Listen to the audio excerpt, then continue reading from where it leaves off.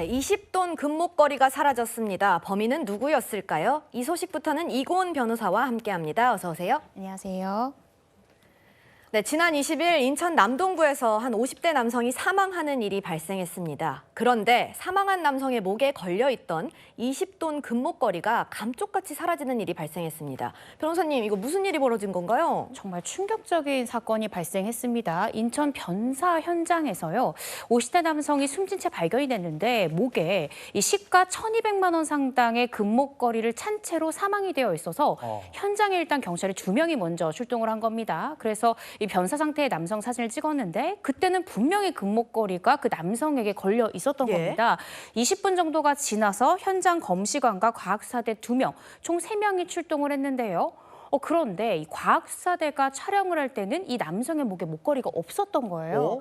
그래서 현장에 있었던 출동 경찰관, 검시관, 과학수사대까지 5명이 서로 동의하에 몸을 수색을 해본 겁니다. 주머니도 뒤져보고 이렇게 했는데 아무래도 서로 믿음이 있다 보니까 구석구석 뒤지질 않았던 거예요. 그래서 도대체 이 목걸이가 어디 갔냐라고 계속 행방을 추적했던 끝에 결국 이 검시관이 경찰 조사 과정 중에 내가 훔쳐간 것이 맞다라고 자수하면서 이 충격적인 금목걸이 절도 사건의 전말이 밝혀지게 됐습니다. 검시 조사관이라면 이 시신을 조사하는 그 과학수사대 소속의 직원일 텐데 어떻게 훔쳤다는 거예요?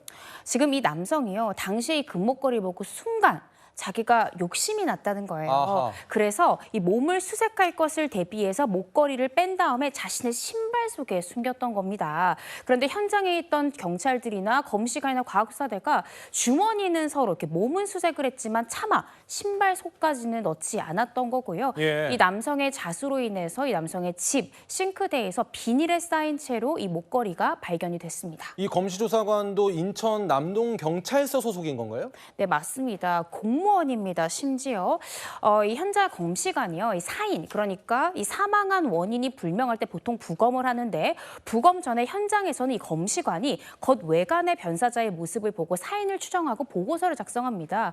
당연히 공무원이고요. 심지어 이 인천경찰청에서 4년째 근무하던 공무원이었다는 점에서 경찰에서는 혹시 여죄가 있는 것이 아닌가라고 의심하고 있고요. 이 남성 바로 긴급 체포했고 해당 목걸이는 현재 압수된 그런 상황입니다. 그런데 방금 말씀해 주신 것처럼 검시 조사관이 사인을 규명하는데 처음으로 나서는 사람이라고 하셨잖아요. 네. 그럼 목걸이를 빼는 과정에서 뭔가 증거가 훼손될 수도 있는 거 아닌가요? 그렇죠. 이 목걸이를 이제 취득하는 과정에서 지문 채취 등이 이루어지고요.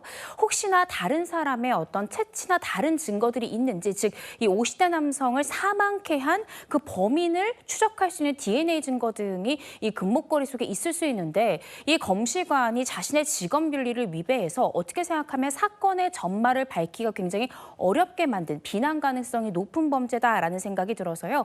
현재 경찰은 이 남성에 대해서 구속영장 신청을 했고 영장 실질 심사를 앞둔 상황입니다. 영장 신청을 한 상태인데 지금 이렇게 자기의 직업과 관계된 범죄를 저질렀을 때는 뭐 가중처벌 같은 게 있나요? 죄명 자체는 절도죄가 적용이 될 것이지만요. 이 절도죄라 하더라도 사실은 비난 가능성이랄지 재범의 우려랄지 여러 가지를 토대로 해서 양형적인 부분은 굉장히 다를 수 있습니다. 제가 조심스럽게 추측해 보건대 아마 구속영장이 발부될 가능성 굉장히 높다라고 생각이 들고요. 죄명은 절도지만 실질적으로 현장의 감식 업무를 방해했기 때문에 이런 부분들까지 이 형량에 포함이 되어서 중형이 선고될 가능성이 높지 않을까 싶습니다. 정말 이런 한 사람 때문에 성실하게 일하는 공무원들까지 욕먹지 않았으면 좋겠습니다.